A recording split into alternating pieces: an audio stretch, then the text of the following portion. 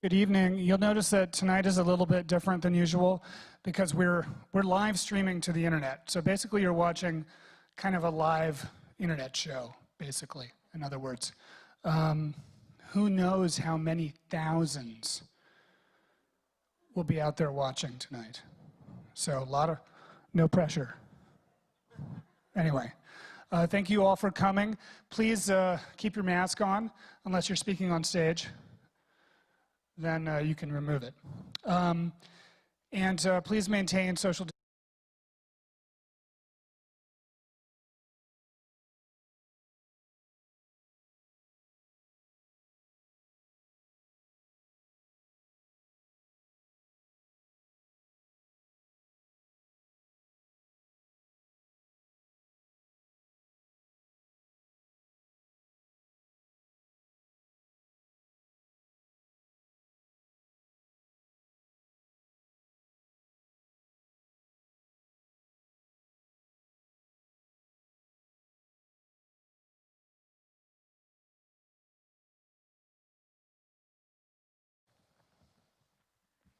Come on down, Jenny.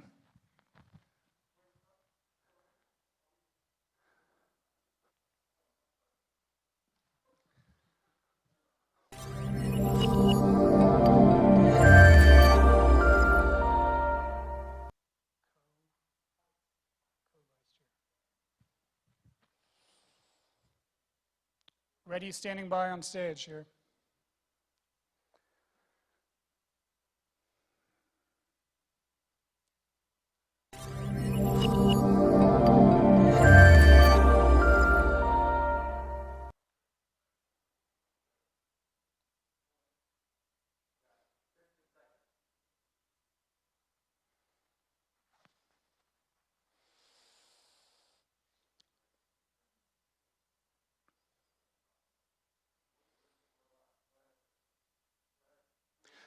Welcome to the Longmont Museum on the internet. My name's Justin Veach. I'm the manager of the museum's Stewart Auditorium, and we're coming at you live this evening via Facebook, Longmont Public Media, and local Comcast cable channel 8/880.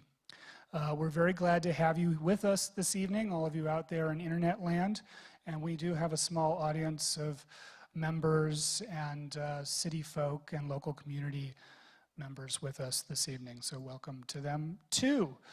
It's our great pleasure tonight to be presenting this program with the Longmont Multicultural Action Committee.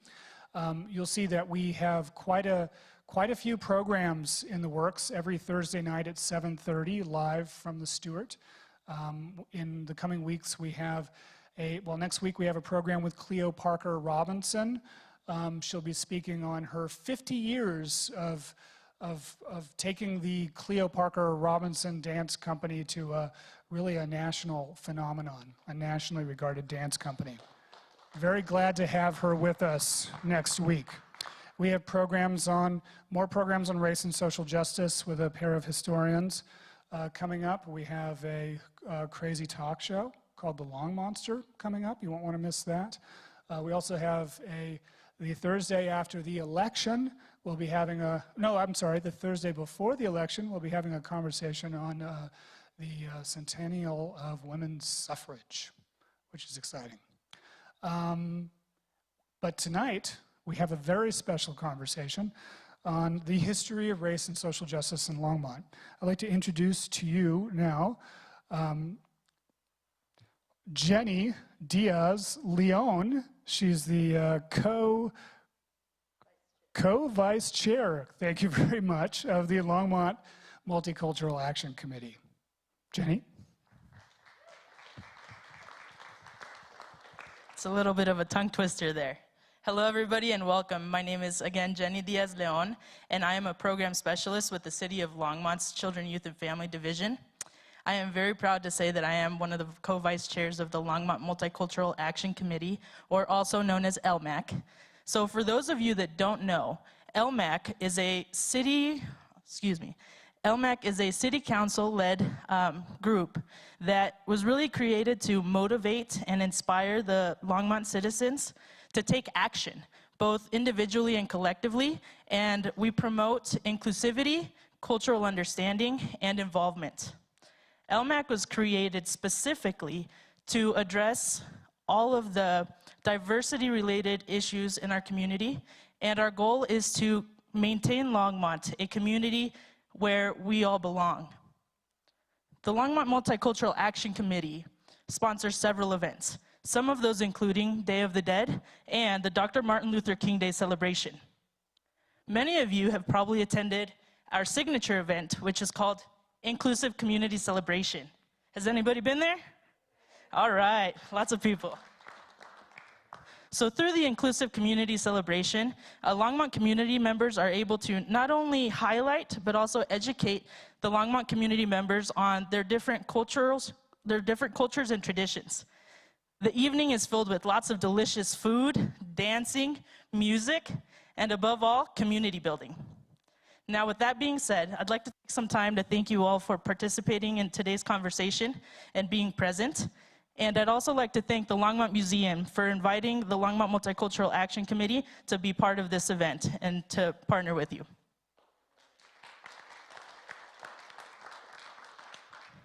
Without further ado, I'd like to introduce to you tonight's moderator, Rosana Longo. Rosana is a bilingual equity reporter with KGNU Community Radio. Thank you. Thank you so much. Welcome to the Museum of Longmont Museum. And thank you, Jenna Diaz-Leon, for introducing me. It is a pleasure to be here amongst incredible activists, people from the community that are so strong, and today to talk about something that is extremely important. I recently had the opportunity to produce podcast through, thanks to KGNU, our community radio, power community radio by the listeners, you, the listeners. And when I did the podcast about diversity inclusion,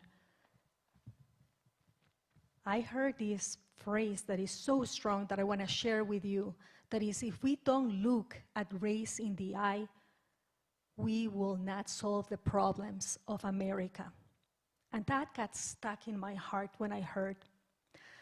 Today, I am invited to this amazing panel discussion called Voices of Change, A History of Race and Social Justice here in the city of Longmont, amongst local leaders and activists that have gathered to give their perspectives of Longmont's history of race and social justice, and in an effort to create a more equitable and inclusive community. I don't want to talk more about, what's in my heart right now. I'm super emotional. I want to make sure that I go and introduce each of you as briefly as I can. We have today Linda Arroyo-Holmstrom. She's a Latina educator and a passionate about Latino history project. I have seen Linda being this strong Latina with roots deep in Colorado and also in New Mexico. She is a community historian, a force of the Latino History Project that continues to present and facilitate workshops to emphasize the history utilizing Latino sources.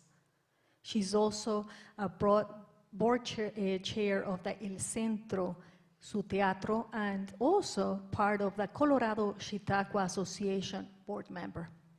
Welcome. We want to welcome Linda Arroyo-Holmstrom today.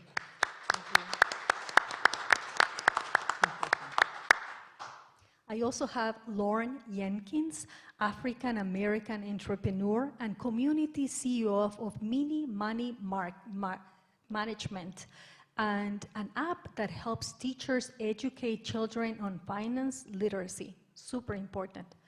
He worked in foreigner exchange in London, and you decided to leave the finance world to pursue your passion for teaching, self-motivation, responsibility, and financial awareness to young ones, teachers, parents. Amazing. Mini money management, sorry. came from Helen Ross, your mother, that played games with you. I really want you to tell that story. It touched my heart. That's incredible. We also have Louie Lopez. I have seen you in action, Louie, a community coordinator, a meditator too, from the City of Longmont Children Youth Family Division. He oversees the gangs response and intervention program. Louie Lopez has united the community and acknowledged the growing gang problem, increase awareness, and empower parents to realize where and how are those warning signs that we need to watch. He also helped youth get out of the gangs and get track to a better life. Amazing. Applauses. I want applauses for everybody. Glenda Robinson. Yes, Glenda Robinson, African-American activist and ordained minister, Longmont Multicultural Action Committee, graduated in California State with a degree in criminal justice. You're a holder of multiple awards for the community because of your heartfelt concern and sense of social responsibility, serving in many boards, and you are also recognized, Mr. Robinson, as the founder of Dr. Martin Luther King week-long celebration. Yes, yes, yes, yes. We have big people today. Brett Lee Shelton, a member of the Oglala Sioux tribe. Did I pronounce it correct? Oglala Sioux tribe. Oh, there you are. Thank you. Lakota and Cheyenne ancestors work at the American Rights Fund on Indigenous Peacemaking Initiative, extensive experience in advising tribal governments, agencies. You know, you are this researcher attorney that analyze policies for the well-being of the national Indian health, a grassroots organizer for this international need of awareness for our people, and to stop everything that has to do with violence. It's an honor to have you. It is an honor. And I want to quickly go to the questions right now. And the questions that we have here for you, and please feel free to answer them, whoever wants to do it. What is Longmont's history of race and social justice? And I think this is super important for us to hear from you. I just wanted to start out by saying I've been involved with the Boulder County Latino History Project, and we have a website. We've published 2 books, and there's a community website that you can access, but we have primary documents, did a lot of research, oral histories, etc., and you can get a lot more information in the books that are still available on Amazon. But some of the interesting and tragic things that happen in Longmont go back to the 1920s when the Great Western Sugar Company started recruiting Mexicanos from Mexico and Mexican Americans from southern Colorado and northern New Mexico. And they were brought here, of course, as labor. And sugar beets are a highly intensive crop that they're very needy. And so these laborers, it was considered stoop labor, where they were on their hands and knees, either planting, weeding, culling, and then eventually topping the sugar beets, dangerous work. But low wages, of course, living conditions, substandard, unsanitary conditions also. And a community member, Ramon Montes, ended up leading and organizing a strike, and then they picketed. And yeah, exactly. Que viva la huelga, no? So they went on to get 26 people were arrested, and 6 of the people arrested were women. But they were not only dealing with these lousy conditions, but they also were dealing with a local government and a state government that was run by the KKK. And so Longmont was no exception to that, and the mayor, some of the city council members and school board members were also members of the KKK. And so with this atmosphere, in fact, they even put up a red cross on, I think, 4th and Main, and they hung the KKK flag on the official city flagpole. So there was intimidation, and many of the businesses said white trade only, no Mexicans, no dogs, and a lot of these accounts are by people from the community. And so as part of the work of the Latino History Project, we focused on 3 communities, Longmont, Boulder, and Lafayette. And so one of the big things I think is that we really need to educate ourselves about our past. And what's been wonderful about this project is that we have a website, we published the 2 books, and we also do teacher training. So St. Vrain and Boulder Valley School District have been involved in this workshop trainings where teachers are exposed to the website and where they're able to include this in their curriculum, where we can reflect our histories, all people's histories, and it's long overdue.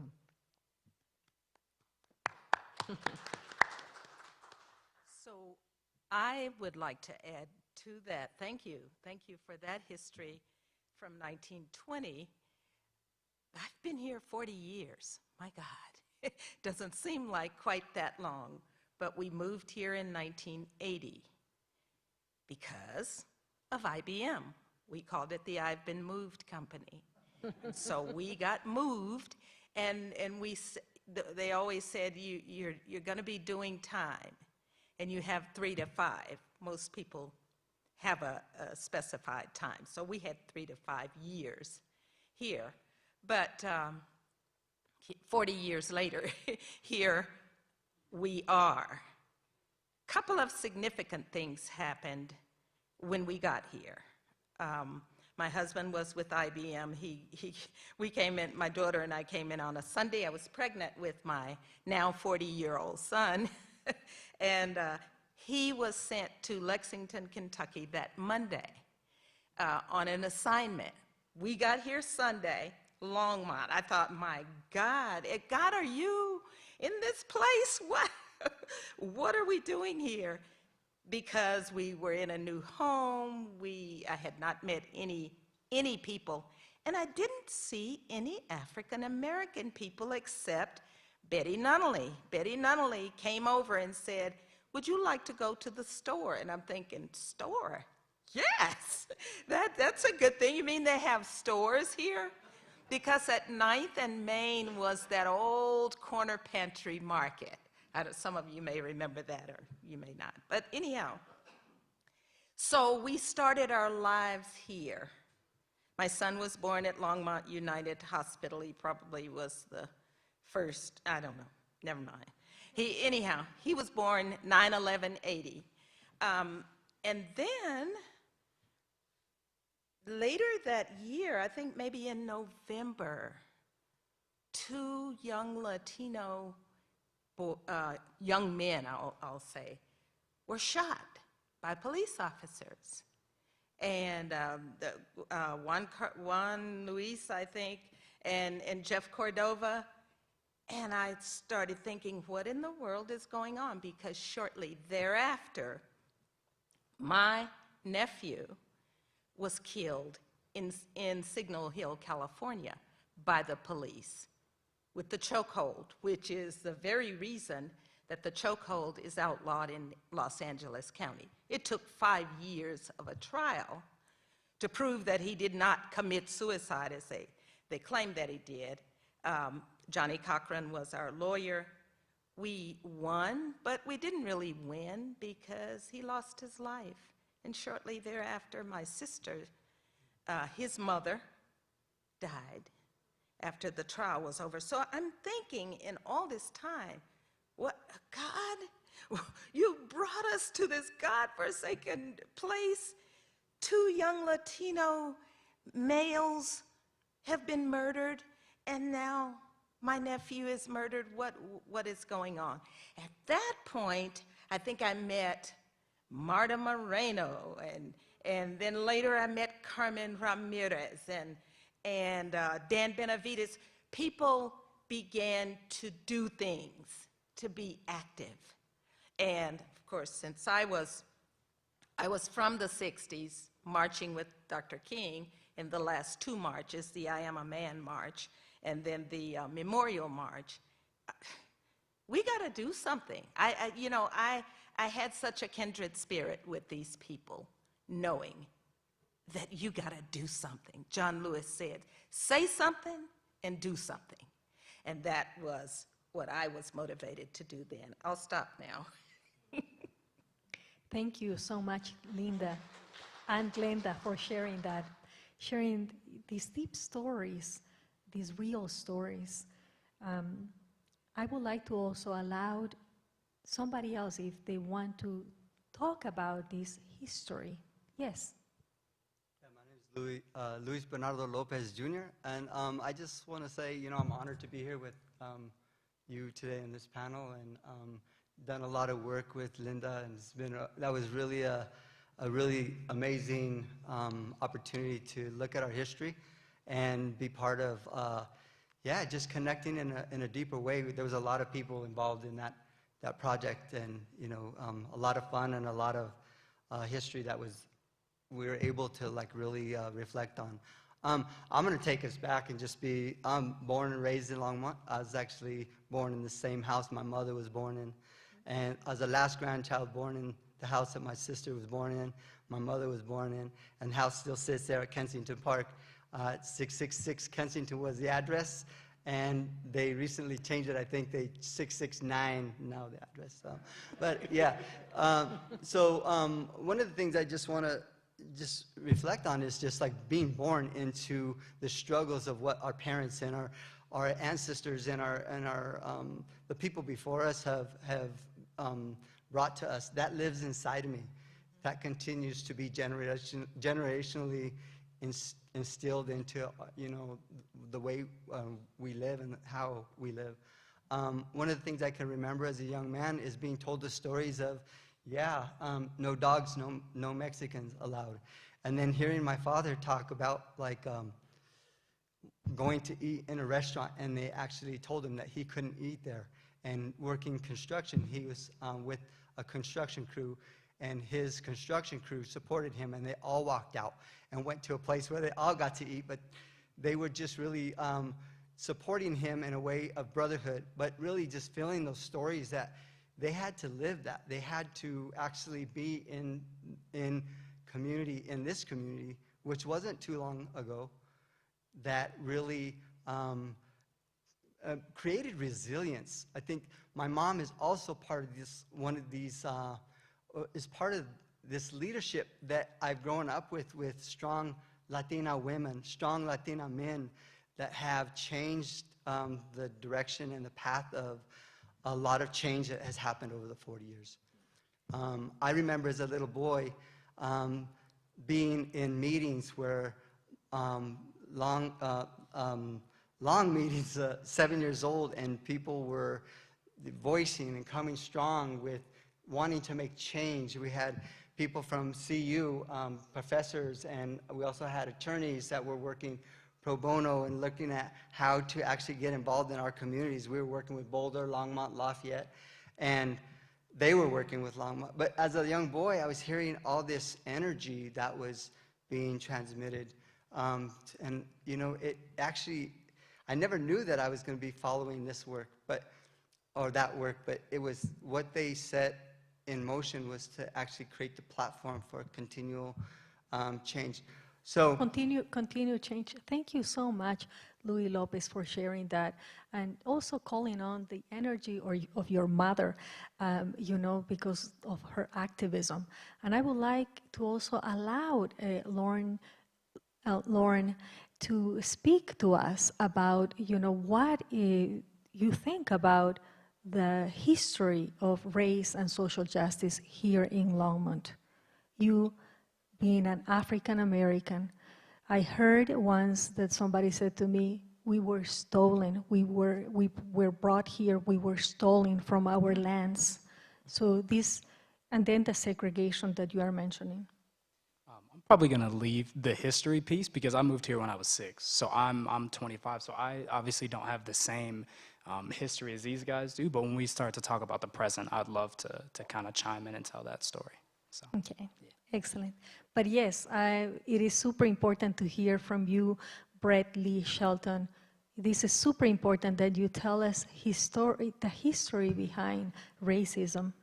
Right. Absent any personal experience, I'd like to point out that prior to all this history, this was the site of a very successful ethnic cleansing.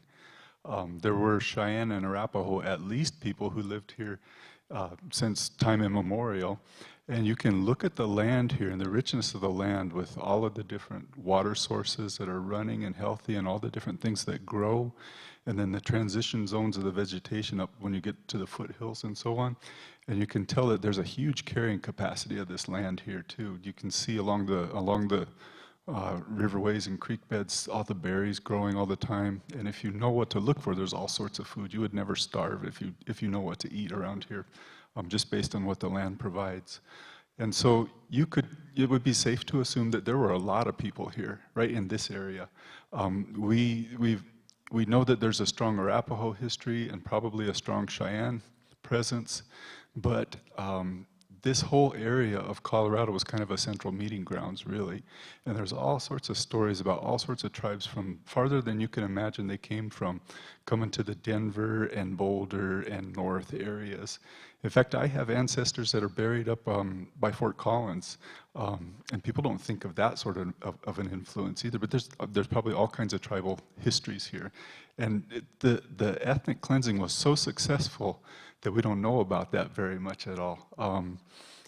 We don't learn about it. People who go to school here didn't learn about it. And there's hesitancy to even tell the truth yet. And so we're starting to reach a point where the truth is coming out. And I'm looking forward to what we have to learn there. And I'll have more to say about how we can move that forward too. Thank you so much, Brett, for saying that. What comes to my mind is a beautiful phrase I heard from a young one saying, we are here, we are not history, we are alive, we are still here. This is our land. Thank you. So now that you have all spoken, I really want to now ask the question, where are we now? And I want to just mention quickly something that I recently translated for, from a headline of an event, a sad event here in Longmont of an immigrant without documentation that was punched in the face. And this recently happened, and with, the problems that we have now with the pandemia, COVID-19, and the other pandemia that somebody said to me, the racism pandemia that we are experiencing, the police brutality that we are experiencing in a year of election too. So if you can please go ahead and talk to us about where are we now and what do we need now? I guess I could start us off.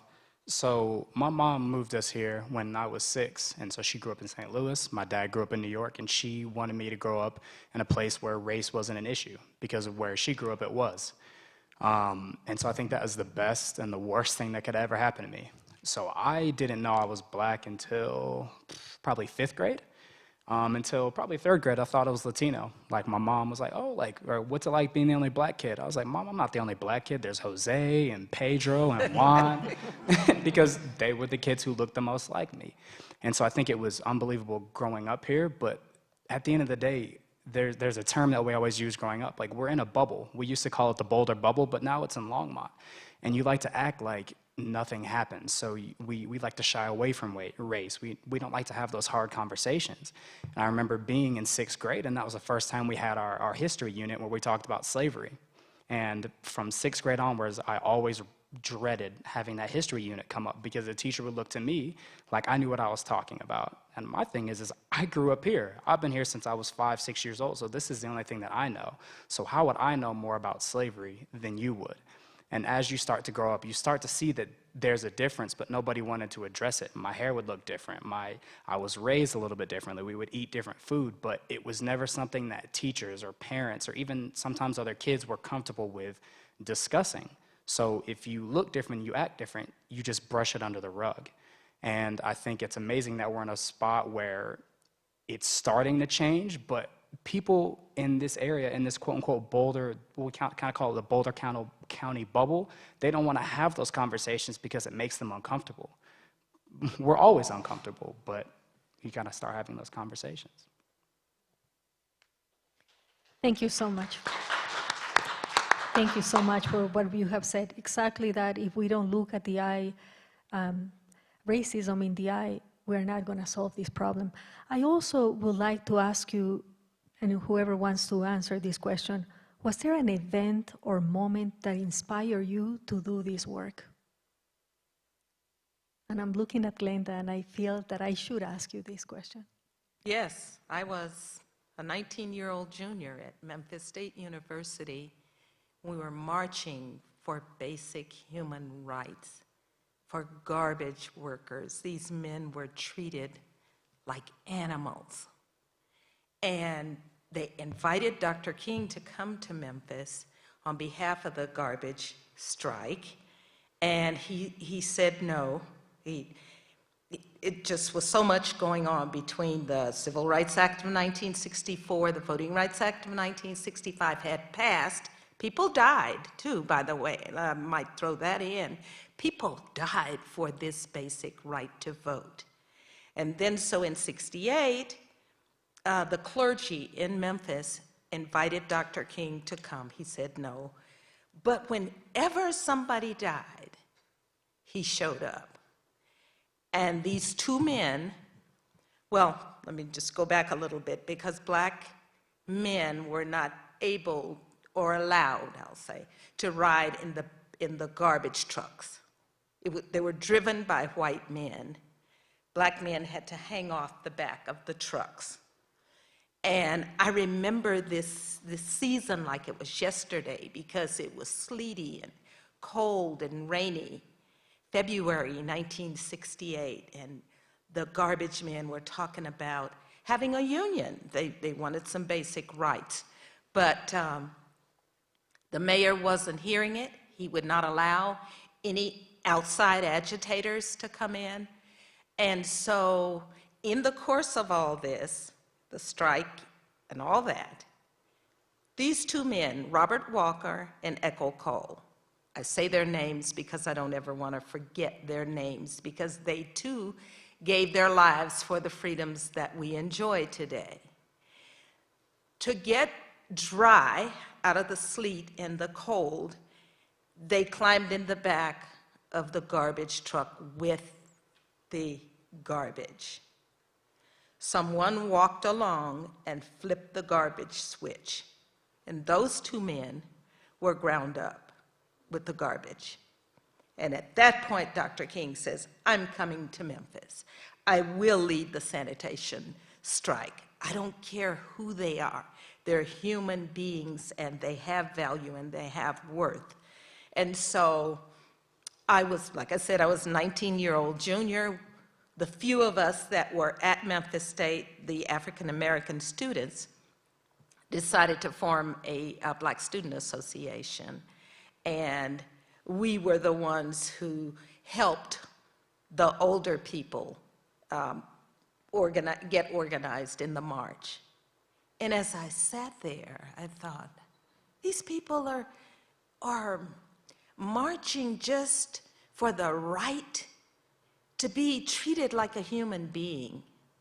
And so they made $1.90 an hour, and they had no benefits, so they worked from the time they were 30 and 36, as these two young men were, until they were 75 and 80 years old.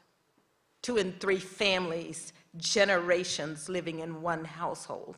just to survive. And Dr. King was like, this is not right. Injustice anywhere is a threat to justice everywhere. And so he did come and he did lead the march. And as many of you know, this was March 28, 1968.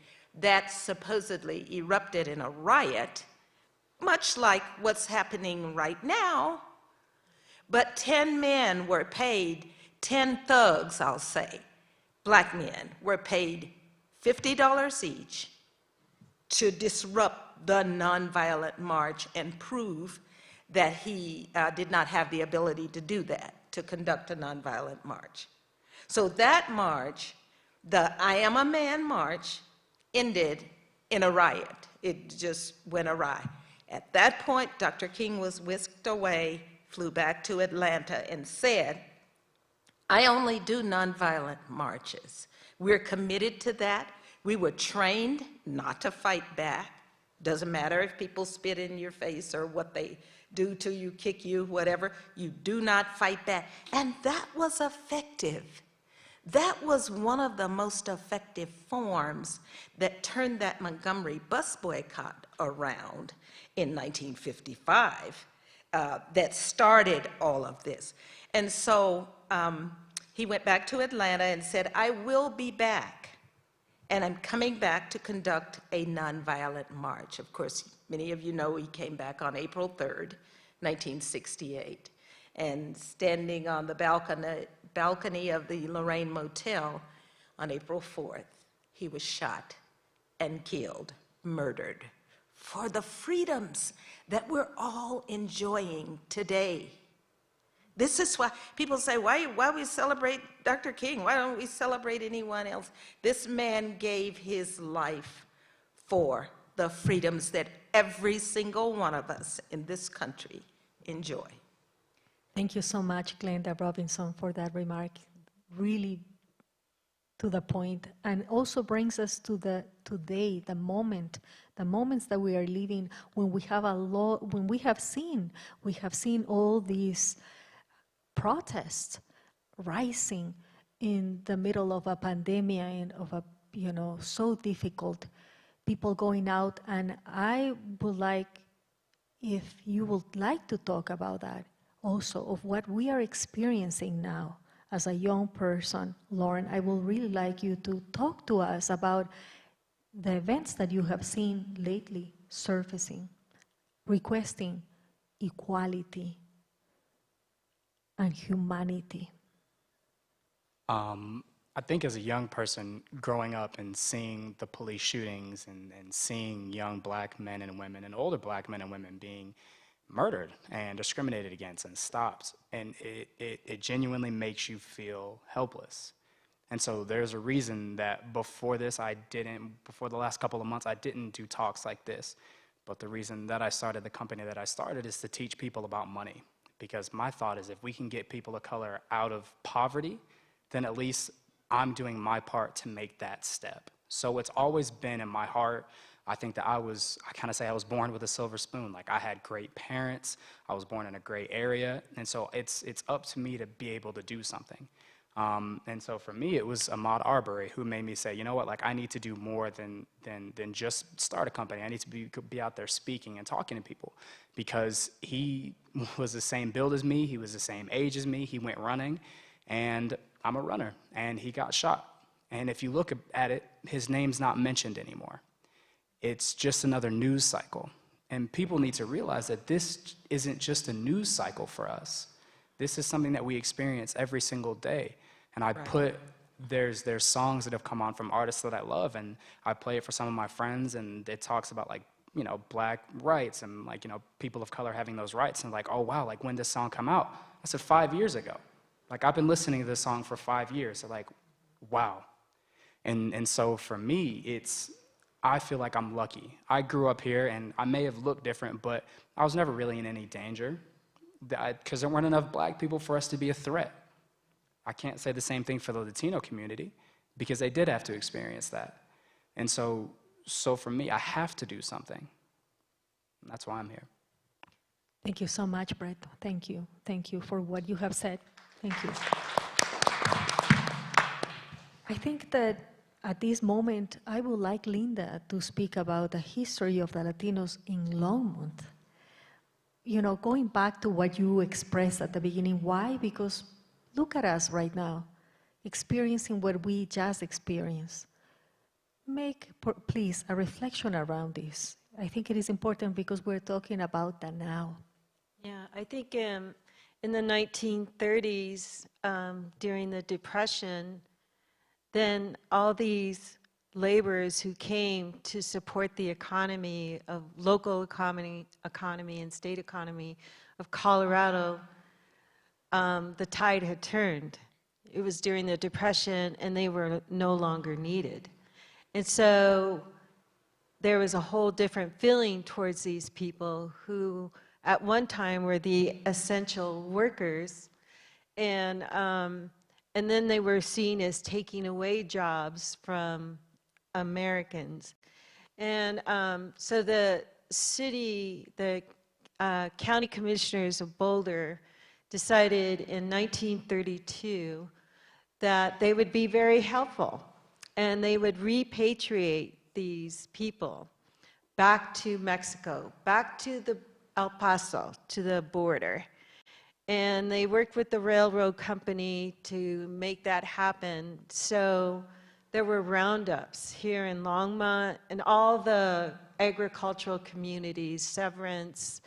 And so my family history is that we, on my mother's side and my father's maternal side, we have deep roots that go back, 12, 14 generations to the Southwest. But my grandfather, Arroyo, was an immigrant from Mexico, and he was the head of the household at that time. And so if you were from Mexico, head of household, you were asked to leave.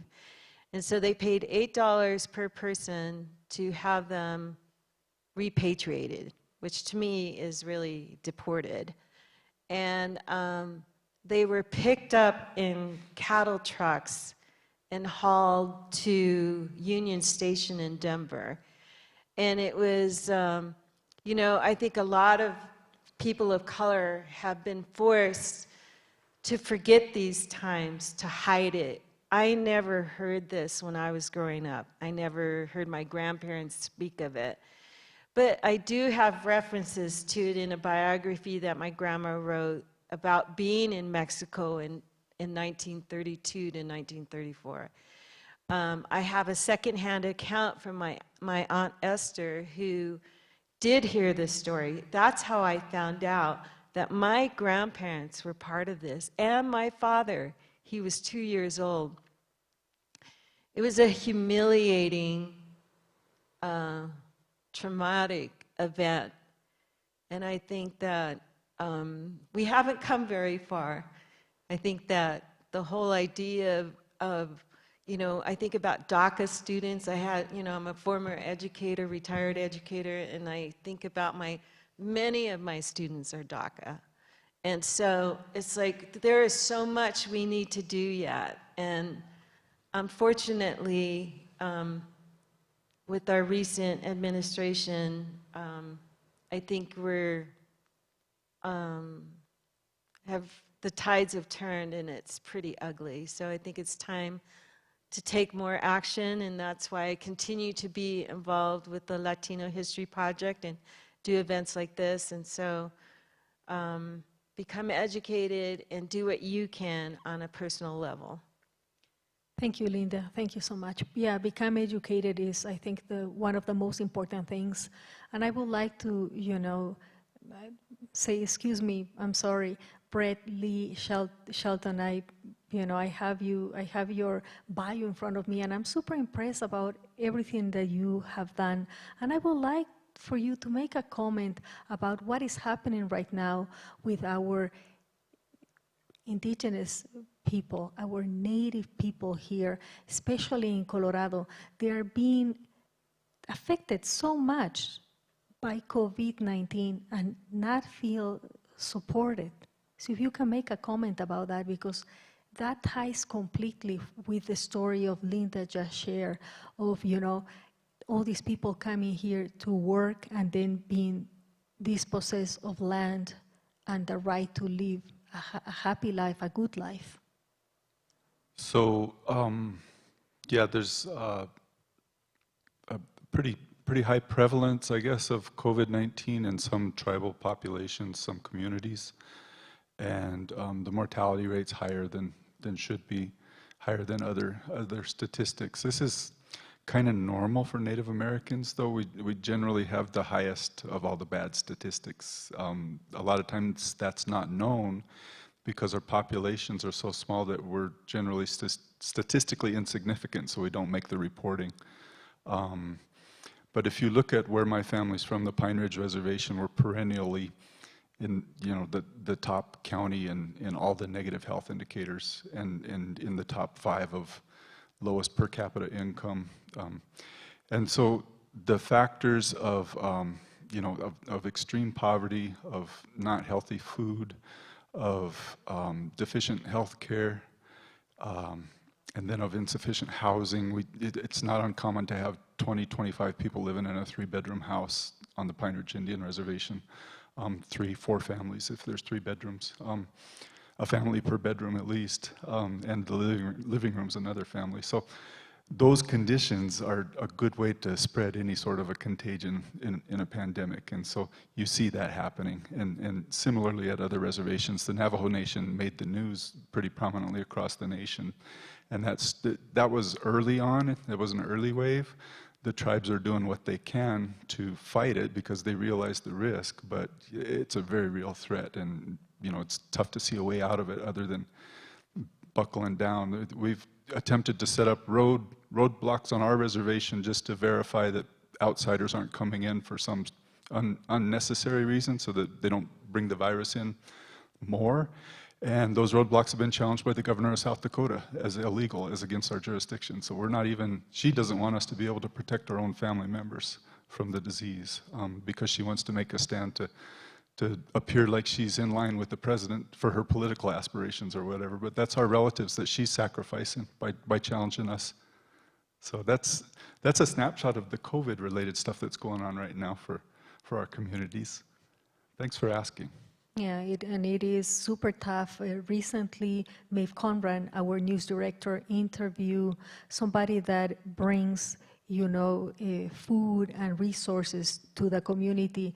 And the expression, something that I'm never going to forget, is this point that many times people donate things that are broken, things that are dirty, taking away the humanity, not understanding that there's people that really need the support, that they don't have electricity, they don't have the water, they don't have all those basic things that we take for granted.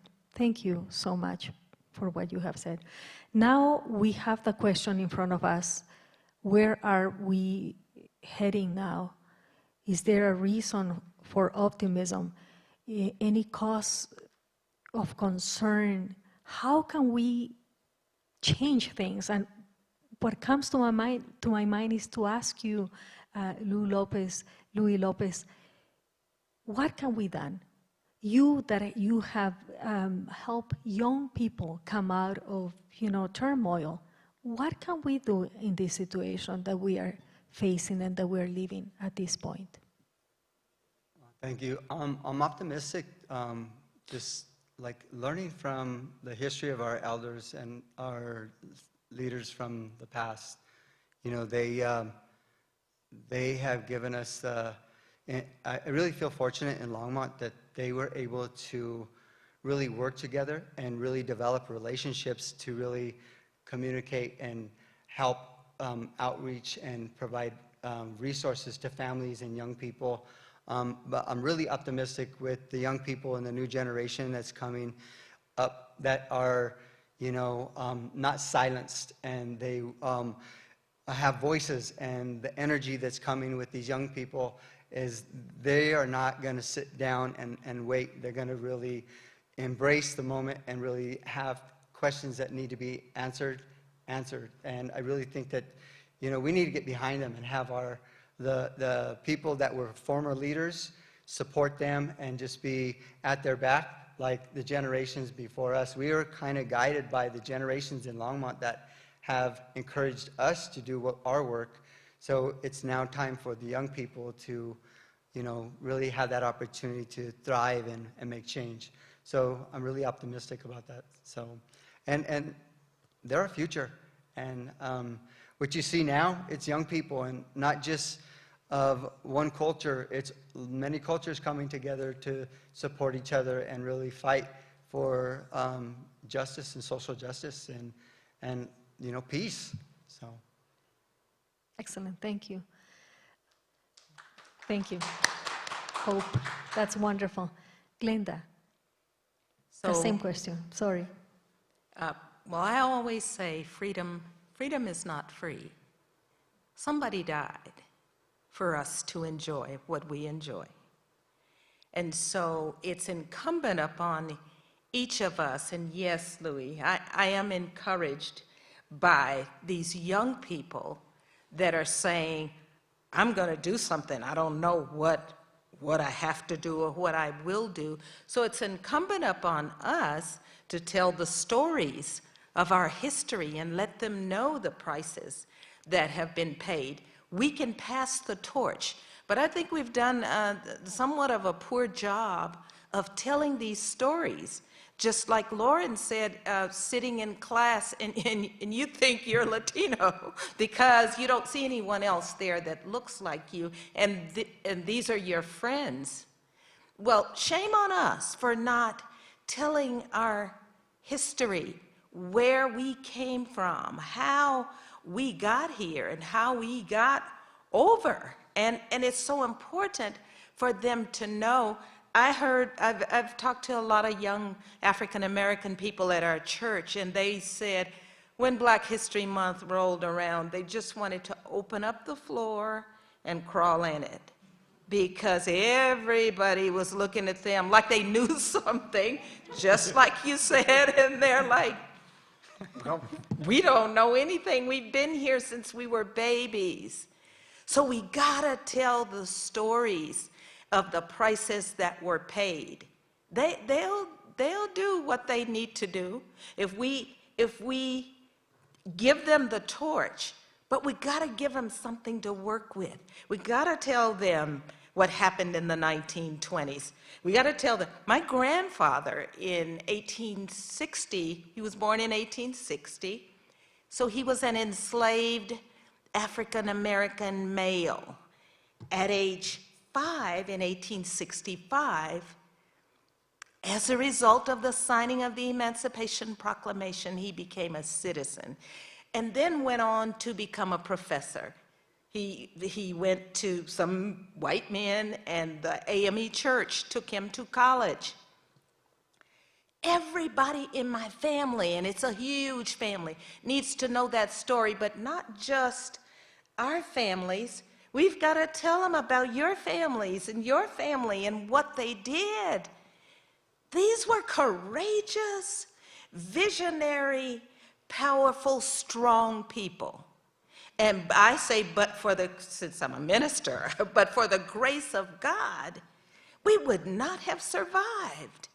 We survived insurmountable things. And so, yes, the young people can handle it, I think, and they're reaching for the torch, but we gotta give them the tools that they need to work with and let them know that the price was paid for with human life for them to take that torch and go on and make a difference.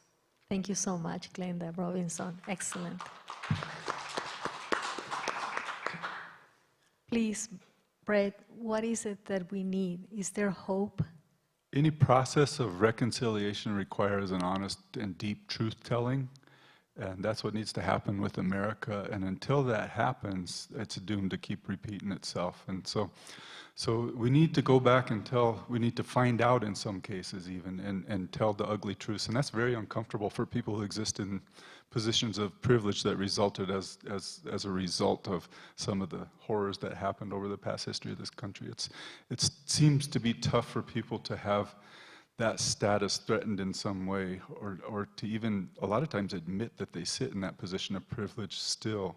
that was gained through those processes. But we need to be honest about the roots of that. And once we're honest about the roots of it, only then can we start to chart a course forward. We're lucky when we tell the history of these different groups, because not only do we have the ghastly stuff to look at, but by this time we have a bunch of heroes to look back at that you're talking about. And so that can give us more courage moving forward, because we know that others have pushed forward for us in the past already too. I mean, I consider myself like second generation after the American Indian movement, which was part of the civil rights movement.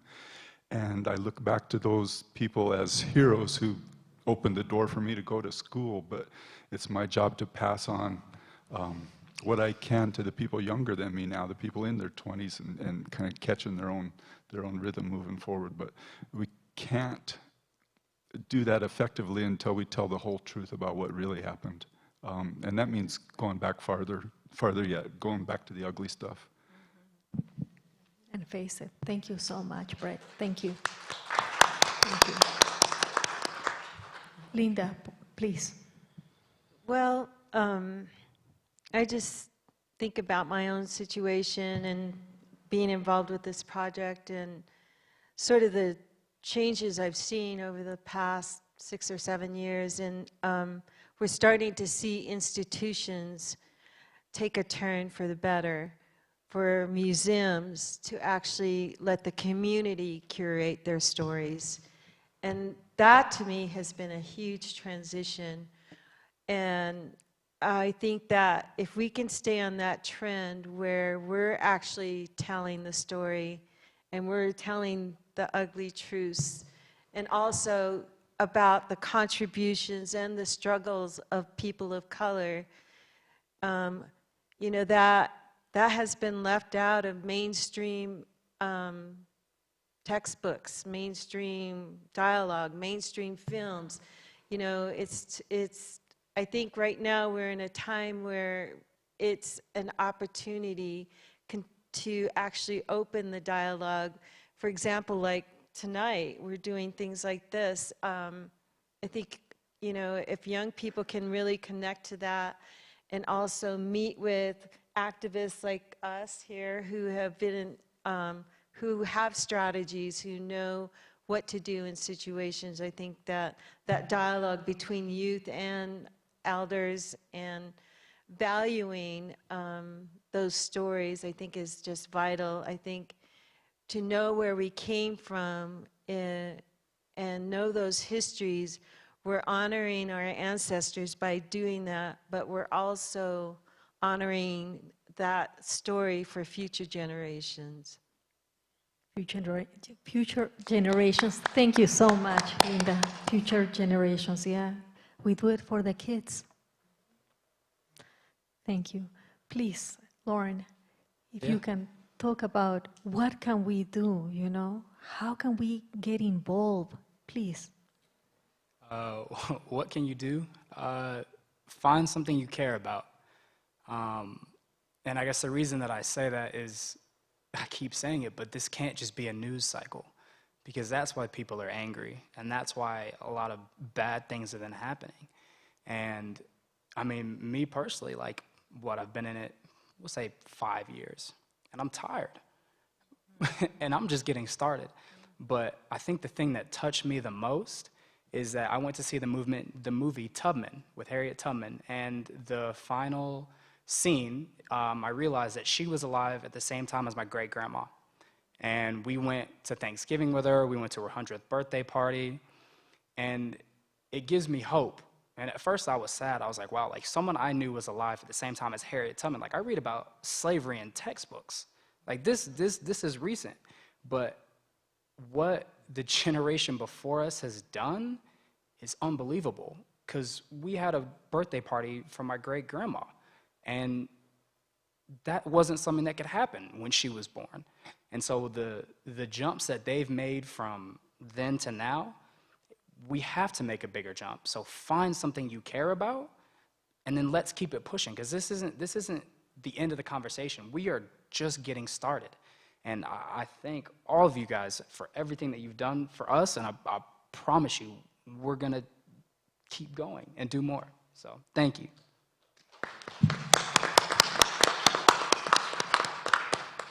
Outstanding. Thank you so much. What an honor to witness wonderful stories from you, sharing from the heart. This has been such an honor. And I would like to, now we need to open up to questions, and Justin is going to tell me the questions, or he's going to say the questions that we are getting feed in Facebook, but also from the wonderful audience. You have been spectacular here today, and I have to say, audience is everything. It's like musicians. When musicians play and they get all that energy from the audience, that's precisely what has happened today. This synchronicity, this passion about a topic that is moving us, and in a moment that I have to say so urgent in a year of election, and I cannot stop talking about the need of voting and the support that we need to give to the young ones to go out and vote. And with that, I would like if somebody in the audience would like to ask a question. Do we have any questions here from the audience? Oh, yes, we do.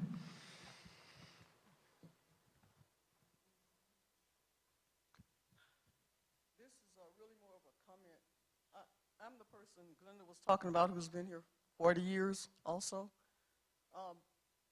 Black people have always been a threat. Black people have always been a threat. When I moved here, I was told that there was a sign up that not only said no Mexicans, wetback, no dogs, but no niggers also.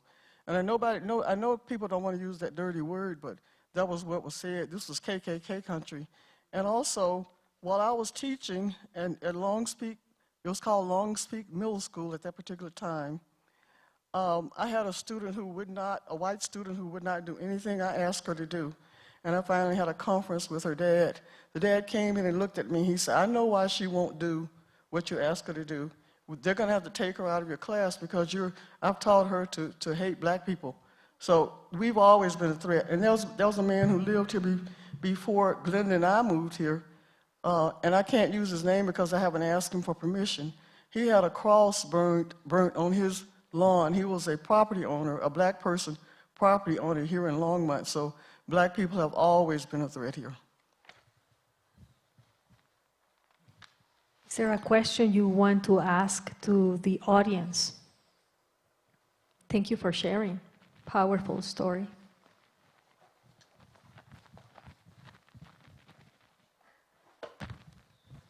Hi, thank you guys again for speaking. Hermione, thank you so much for inviting me. My question for you guys would be, do you know any, because we're all talking about the past, have you guys been aware currently what's being taught within the SVVSD school district, along with any other Boulder County school districts? Firsthand speaking, just graduating the 2018 class, there is a lot more mentioning of a lot of the the dirty history, but important history. And I was just wondering if, I never saw a guest speaker come in for any of it. I saw a lot of professors who were very, as we say, the woke ones, who put in the effort to go the extra mile and explain. So I was just wondering if there's any community involvement or any, any community representation in there. So I'm on the executive committee of the NAACP. By the way, everyone is welcome to join. It's not just for black people. While it stands for National Association for the Advancement of Colored People, we have 500 plus members, and we only make up 1% or so, everybody's not black. But we're doing incredible work, both with the St. Vrain Valley School District as well as the Boulder Valley School District, because they've been playing minstrels and having people read books like Black Sambo, Little Black Sambo, and things like that. And so we just met with Dr. Don Haddad at the beginning of this month, the first Monday night of the month. And then we met with the the Boulder Valley School Superintendent. And so we're starting to break up all of that stuff that's not really, it's not really, well, it is real, but it's not real learning. It's not the truth. It's not really what happened.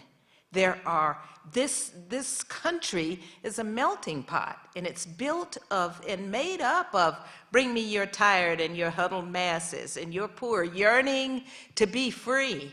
I mean, so on one hand we say one thing, and on the other we do another. So to answer your question, yes, we are working on those issues even as we speak.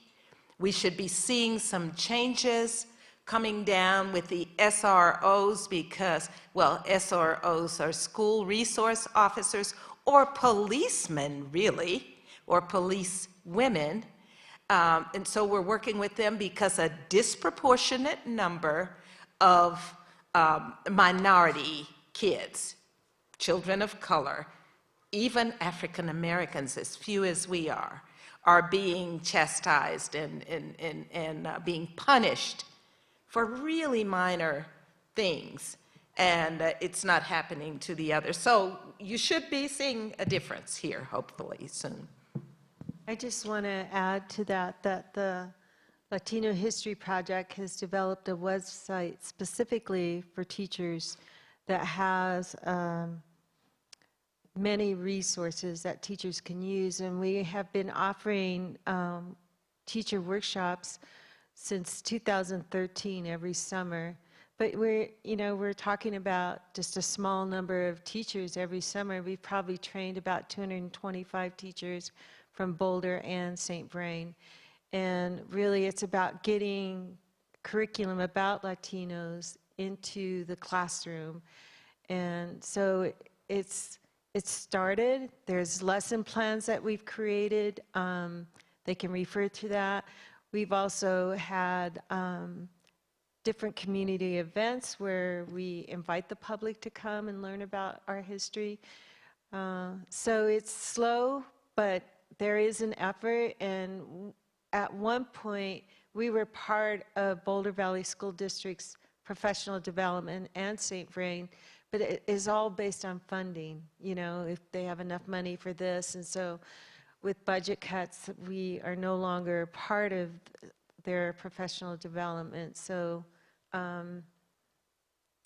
that's really ultimately what we were trying to do, is to get in the door and stay with the district so more teachers can be trained about this.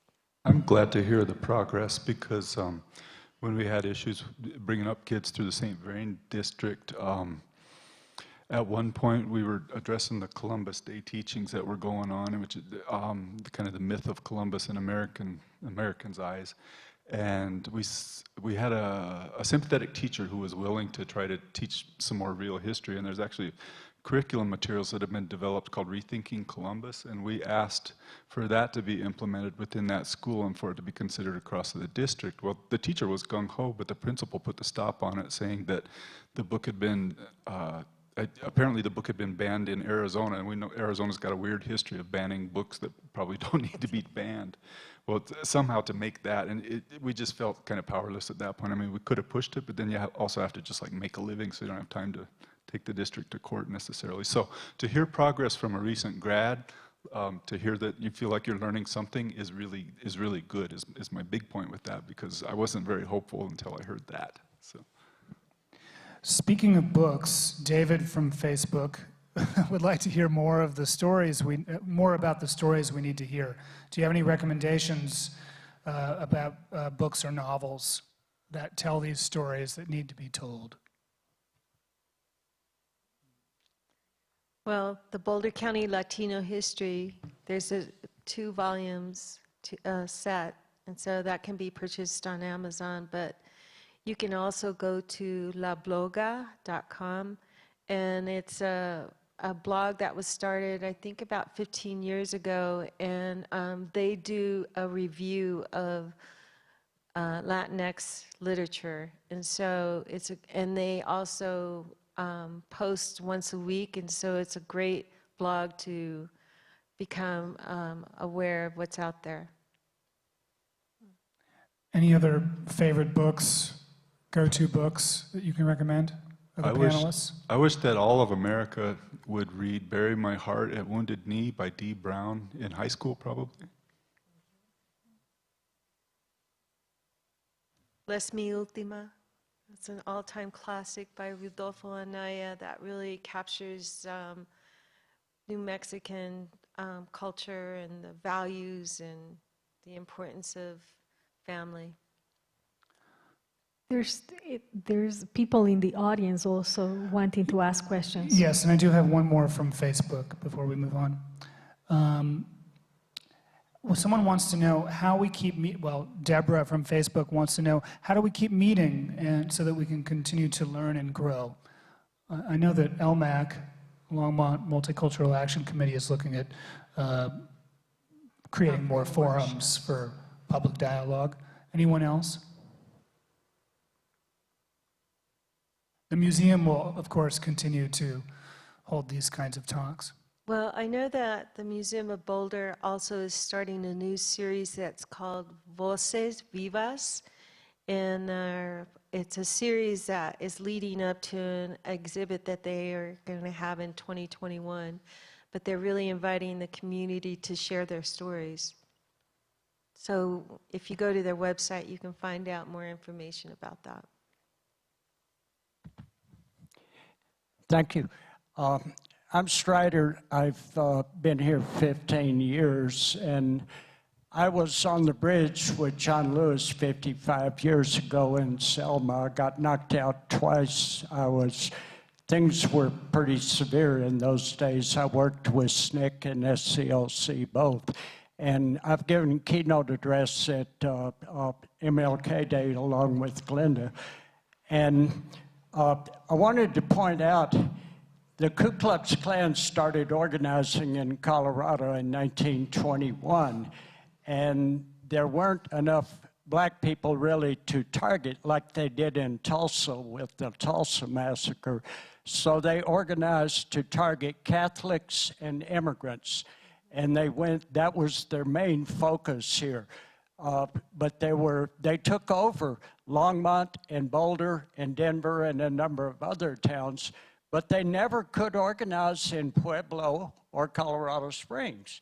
Now, I wonder, in Pueblo, they organized the NAACP back in 1908 in Pueblo. We only organized in Boulder 3 years ago. But after the shooting in 1980 here on 9th and Main, or 11th and Main, I forget which, El Comité organized, and there's been a lot more consciousness developed since then, and you know, with Mike Butler and Dan Benavides doing the community walks, and the gang activity has been really down, and Longmont has been a very more progressive and more humane city during this time. Could anyone up there comment about, and I appreciate hearing from you, Linda, about the 30s, which I didn't know, but how we built more of a community with more of this history and stories to get people understanding why and how to make ourselves a culturally functional city and progressive. Thank you. Yeah, one of the things that I recognize from that incident when we were, actually that was when I was growing up. I mean, Louie was a neighbor to me. My dad was a mentor to Louie. And the Cordova family were extended family, community family. So Longmont has a number of families that are generationally connected, that are familia, you know. It's where we have support each other when somebody has died or somebody has gotten sick or if somebody is elderly. So these families are interconnected, and one of the things that I recognize from that time were the leaders came together and really worked at coming together with social justice and creating change for our community. and they were strong. And some of the things that I recognize now is that what Longmont has done is similar to like the history is they formed together an alliance, but they actually outreach to some of their resources and use allies to be supportive with them to make change. So now, currently, we actually see that same structure still continuing, and we keep growing that. I really am proud of the relationships we build with the school districts, and the relationships we build within, working with our police departments. There was a time when community policing was really important, and it showed because we had officers involved with community members, and there was working together. And I still feel like that is happening now, that, when we're looking at change, there's groups now or committees meeting around, around changes that are happening in the school district or policies within the police department or equity in the school district. So, I'm really excited to be a part of those committees because that's still part of like the history that is coming forth from what had been developed in the beginning of what Longmont and the community were creating early on.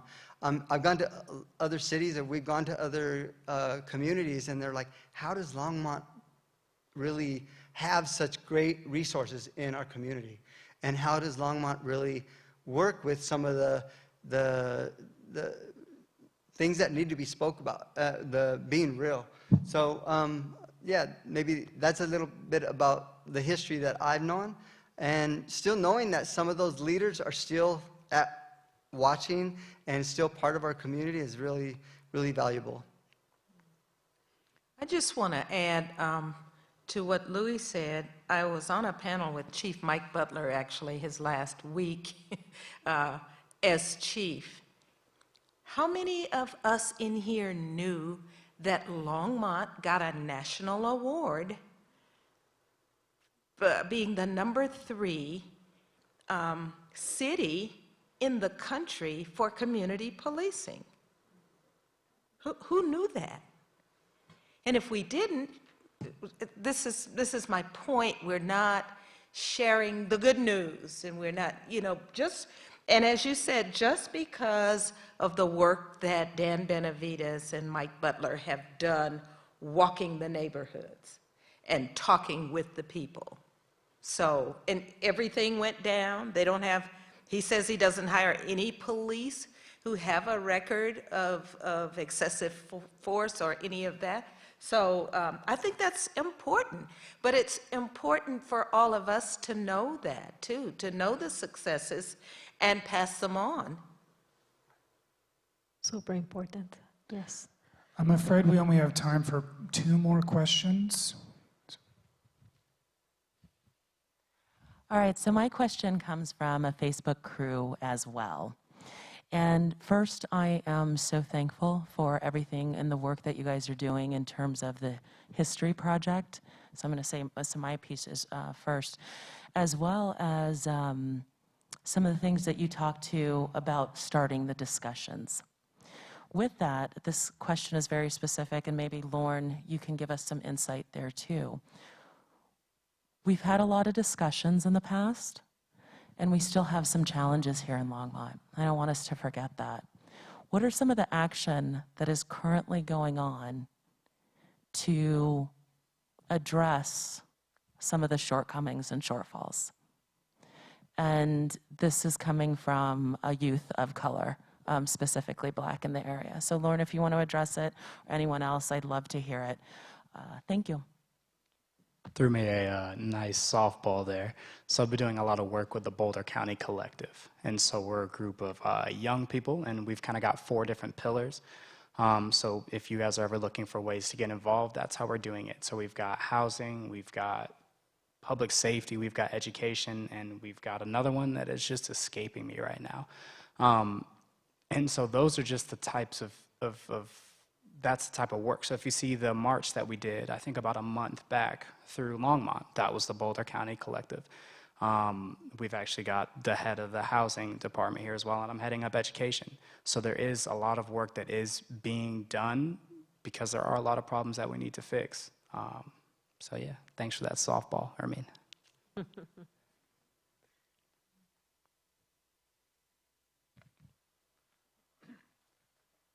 I'm Ray Ramirez.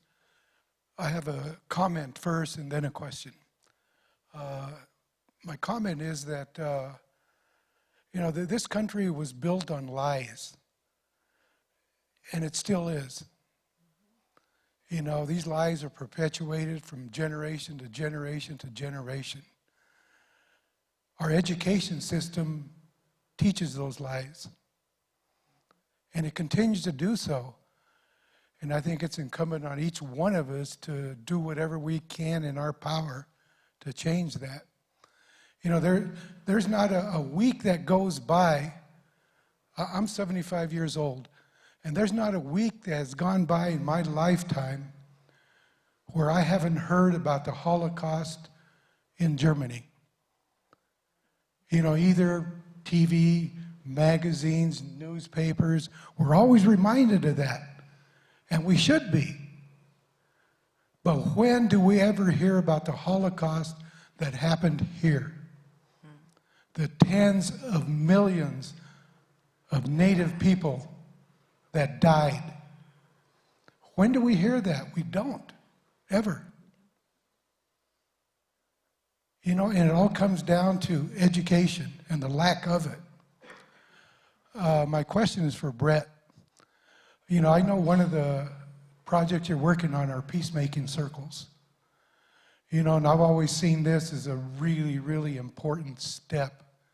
Could you explain a little bit about what you do with the indigenous peacemaking circles? Sure, thanks for the question. So I generally work with tribes who have their own courts that were provided to them, required of them by the United States, generally in the 1930s, as part of what's called Indian reorganization.